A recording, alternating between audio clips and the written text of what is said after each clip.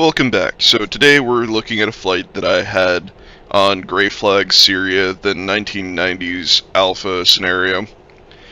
And this was last week on Weather Wednesday. So flying most planes on Weather Wednesday can be difficult, mostly because it's low vis. In this particular case, I was flying out the F-15. Now there are reasons behind that. If I took, say, an F-18 or an A-10, right, I'd have a pretty difficult time. With the A-10, a lot of what I'd have to do would be visual. And if the clouds and the fog are basically going all the way down to the ground, then that makes that difficult. It also makes it hard to use laser-guided weapons because of the fog. And the clouds block out all of your IR, so you can't see anything with a targeting pod.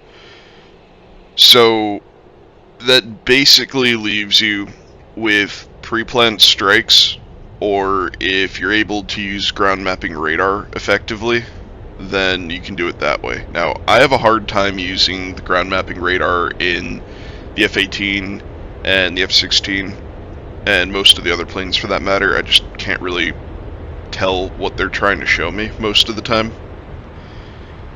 But the F-15 has a really good high-resolution mapping radar, and so what I was doing with it was flying a pre-planned strike more or less to a QRF, and then using my ground mapping radar to find the target itself, and then basically carpet bombing that area.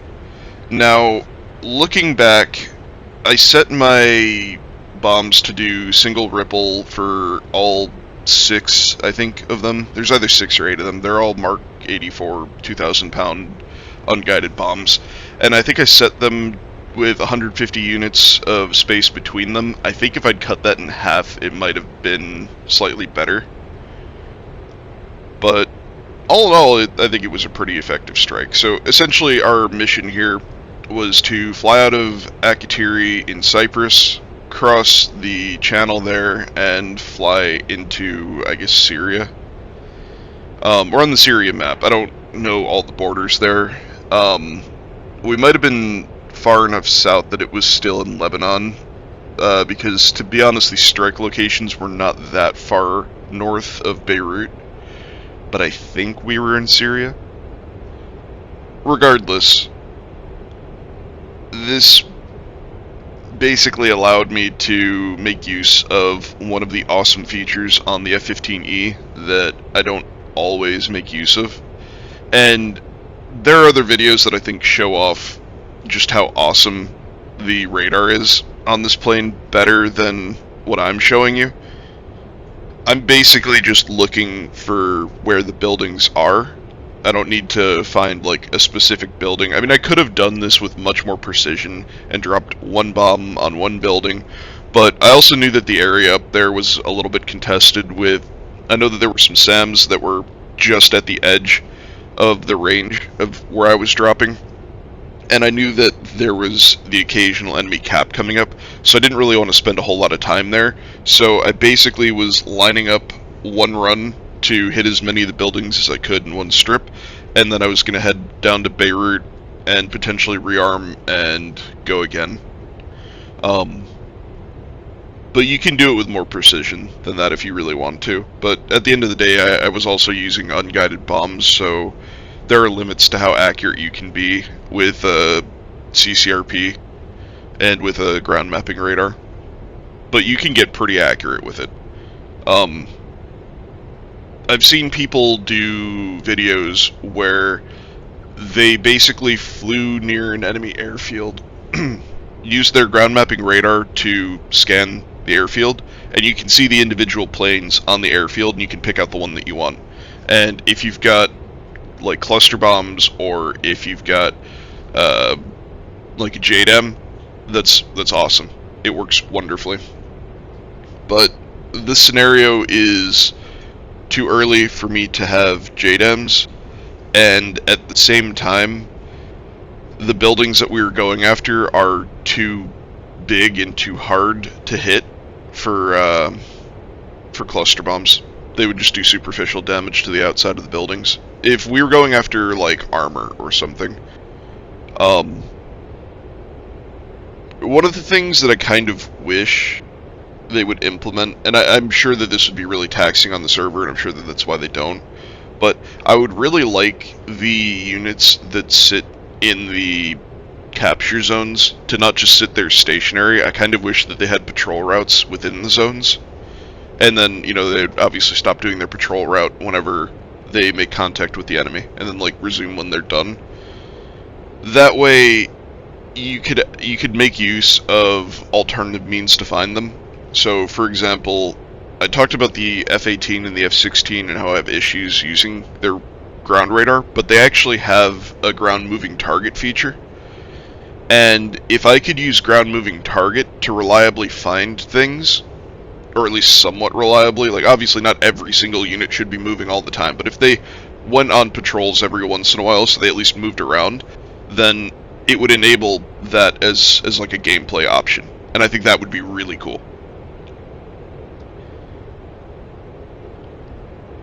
Other than that, the only other missions I think you can really do effectively in weather like this are probably seed missions. Because harms you don't need line of sight for.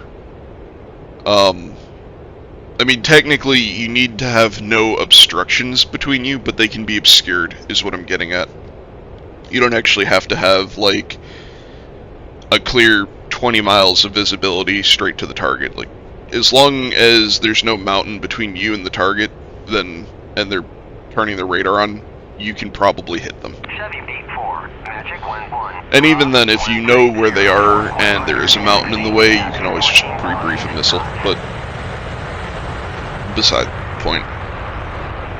I do like these weather days, though, because they require you to kind of think outside the box of what we normally do. Like, you can't just sit there at 30,000 feet and drop laser-guided bombs on targets.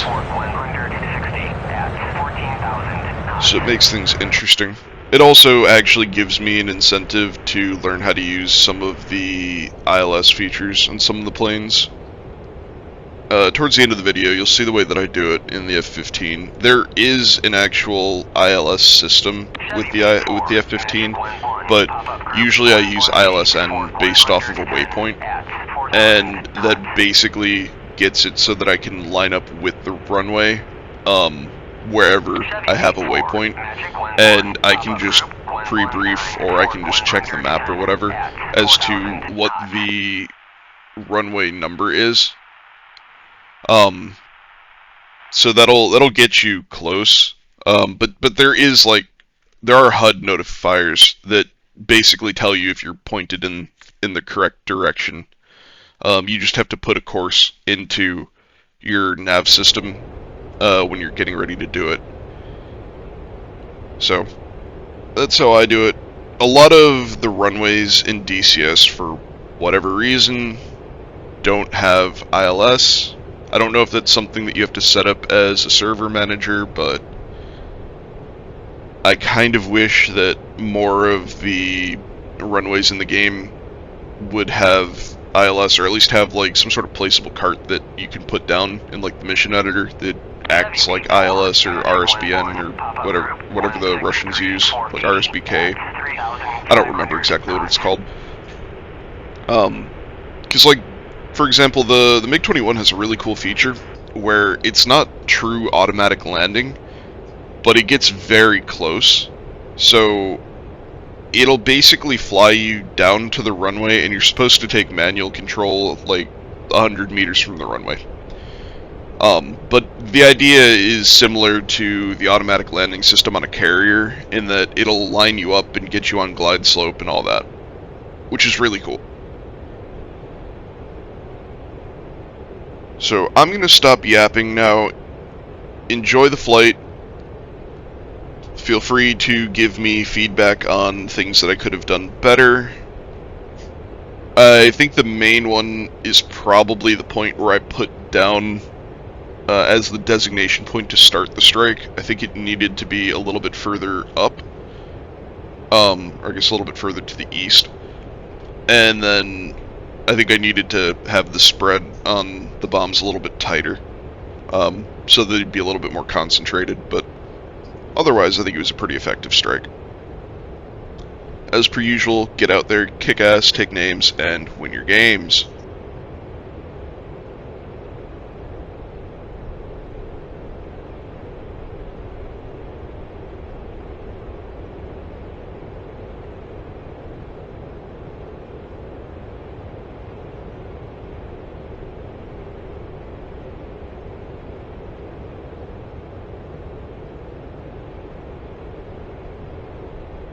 Chevy 84, Magic 11, Bra 168, 480 at 9,000 knots. Chevy 84, Magic 11, Bra 169, 480 at 8,000 knots.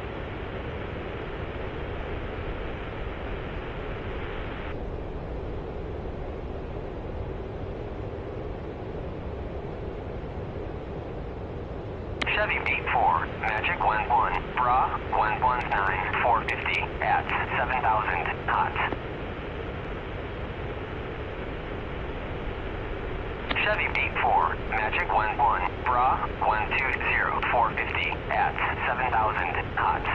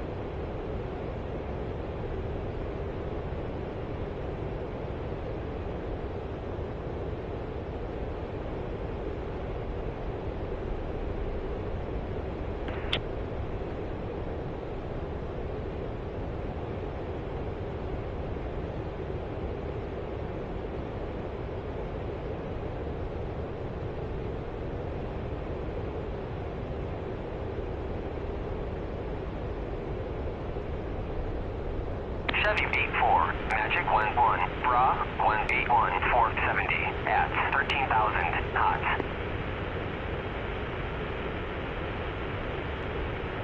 Chevy 84, Magic 11, Bra 182, 470 at 13,000 knots. Chevy 84, Magic 11, pop-up group 134, 423 at 8,000 knots.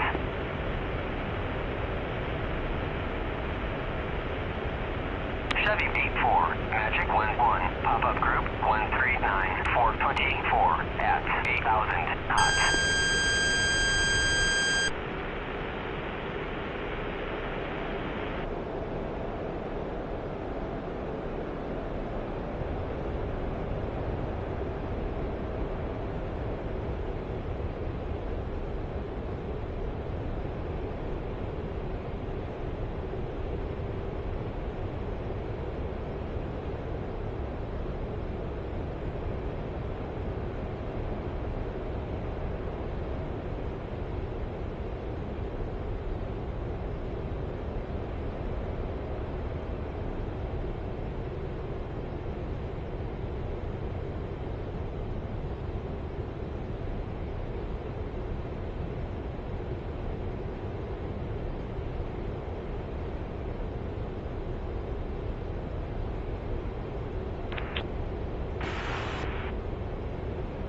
Chevy 84, Magic 11, Bra 137, 490 at 25,000 gold.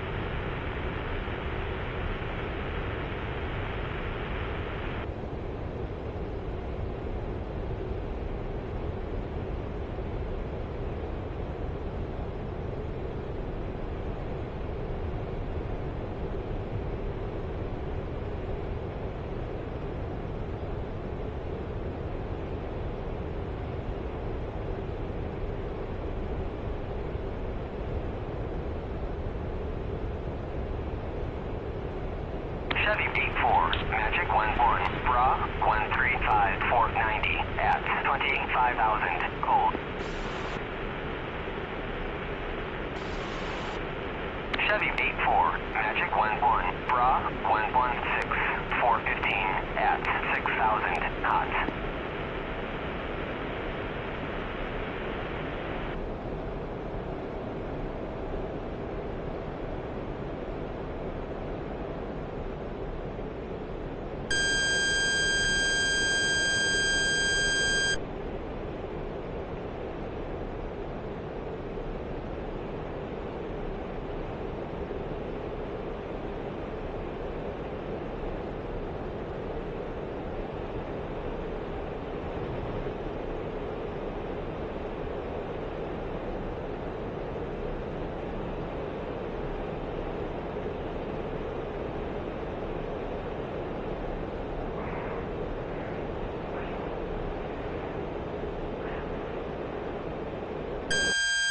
Chevy 84, Magic 11, pop-up group 189, 410 at 6,000, cold.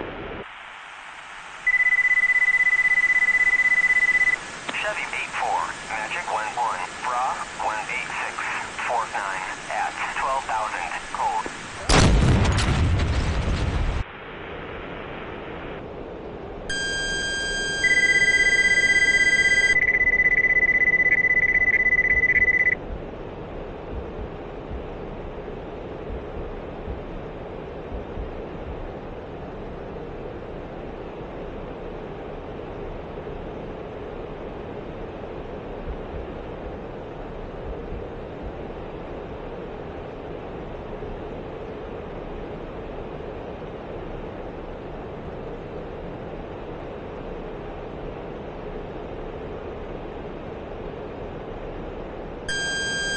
Chevy 84, Magic 11, Bra 176, 440 at 22,000, hot.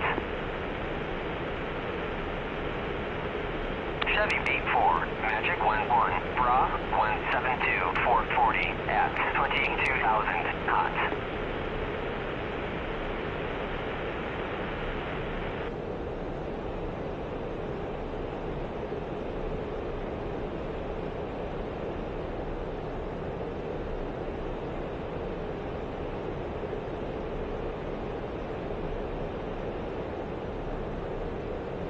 Chevy 84, Magic 11, Bra 126, 420 at 9,000, cold.